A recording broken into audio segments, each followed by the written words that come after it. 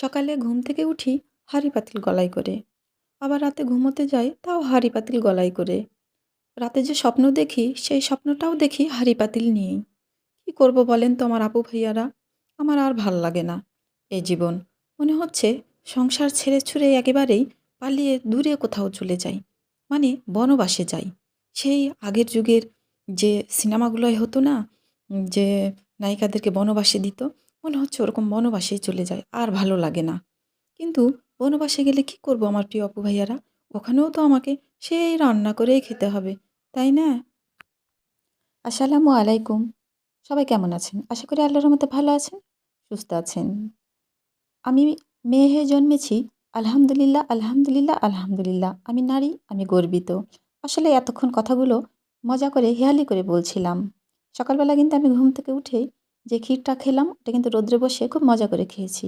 কারণ আমি ক্ষীর, পায়েস এগুলো যদি রান্না করি তো আমি অল্প একটু উঠিয়ে রেখে দিই কয়েকদিন পর খাওয়ার জন্য ফ্রিজে। তো সেখান থেকে আমি একটু বের করে গরম করে রৌদ্রে বসে মজা করে খেয়ে নিলাম। তারপরেই তো দুপুরের কাজ, রান্নাবান্না এগুলো নিয়ে ব্যস্ত হয়ে যেতে হয়। তো আজকে আমি রান্না করছি সেই শুঁটকি মাছগুলো। আর কয়েক রকমের যেহেতু নিয়েছিলাম ওখান থেকে যেগুলো আমি নাম জানি না, ছোট, ছোট একগুলো শুঁটকি মাছ নিয়েছিলাম। ওগুলো দিয়ে আমি এই সবজিগুলো দিয়ে হাতে মেখে চচ্চড়ি করব। আর এরকম হাতে মাখা টমেটো দিয়ে যদি শুঁটকি মাছ চচ্চড়ি করা যায় তাহলে আসলেই আমার আর মাছ মাংস অন্য কিছু কিন্তু লাগে না। কারণ আমি ভর্তা প্রেমী যেমন, বেগুন প্রেমী যেমন, ঠিক তেমনিভাবে শুঁটকি প্রেমীও। আমাকে ভীষণ ভালো লাগে শুঁটকির মাছ খেতে। তো তাই তো এই যে কাঁচামরিচ দিয়ে দিলাম। কাঁচামরিচ দিয়ে হাতে মেখে টমেটো দিয়ে যদি শুঁটকি মাছ রান্না করা যায়, উফ! কী যে মজা! যারা শুঁটকি খায় আসলে তারাই এই মজাটা পাবে। আর কেউ কিন্তু পাবে না।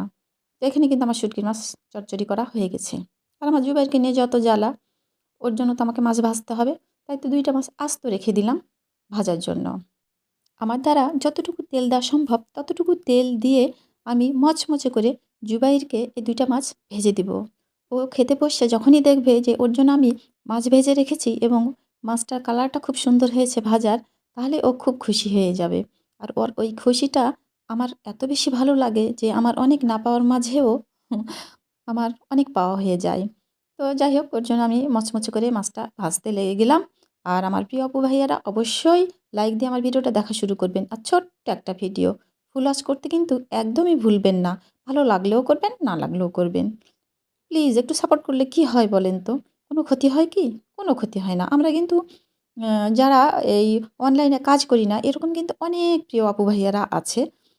যারা হচ্ছে অবসর সময় পেলেই এই YouTube, Facebook-এ কিন্তু অনেক সময় কাটায়।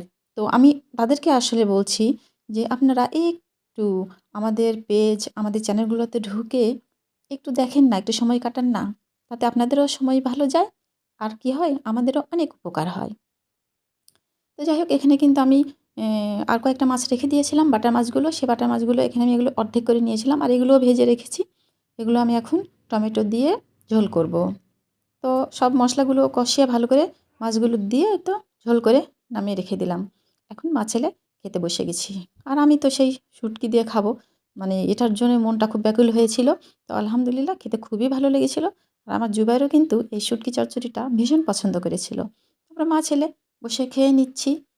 সেই ভাজা মাছ, শুটকি আর মাছ দিয়ে টমেটোর ঝোল। তো সবাই ভালো থাকবেন, সুস্থ থাকবেন। ফিরে আসবো আগামীতে ইনশাআল্লাহ নতুন কোনো ভিডিও নিয়ে। আল্লাহ হাফেজ।